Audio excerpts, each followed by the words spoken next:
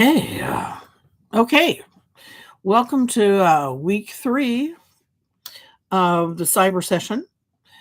Several things I need to talk to you about. First of all, some of you had quite a lot of trouble with voice and trope, two words in the literary terms. And since you're going to have a quiz on those this week, I want you to make certain you have them in your notes correct. Okay. First of all, voice. Voice is the persona that the author adopts in order to tell the story. So, for instance, in Catcher in the Rye, the persona is a young person. It is not the author's voice who's talking.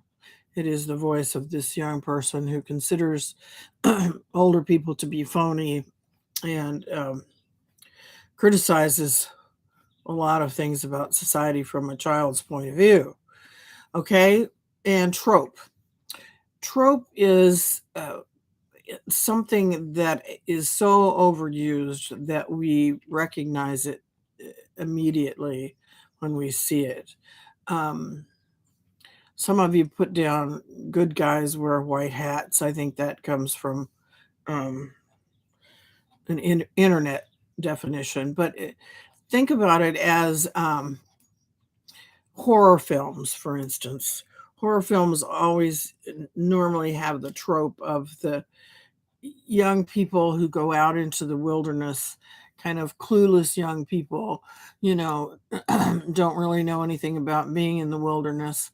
And, they hear a noise, and then one by one, instead of going as a group, one by one, they go off, and whatever the monster is, the monster kills them off one by one.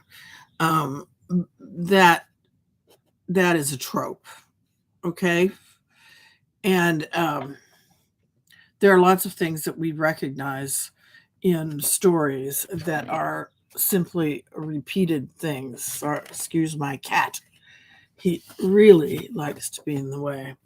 Okay, you are going to do a second progress report about your research um, project, and just so I know that you are working on getting sources and making a plan for what you are going to do for the research paper. And as far as the readings are concerned, the majority of them are about cause and effect, which is the type of writing that we're working on so far. And once again, um, work at a pace that works for you so that everything is done. And if you have questions, send me an email, but be sure you follow the directions. Oh yes, the discussion is about your research paper, and you're just going to talk to others about what it is you're going to work on, because that way, if some of you are working on a similar thing, maybe you can share some ideas. Okay, all right, Tommy, that was horrible.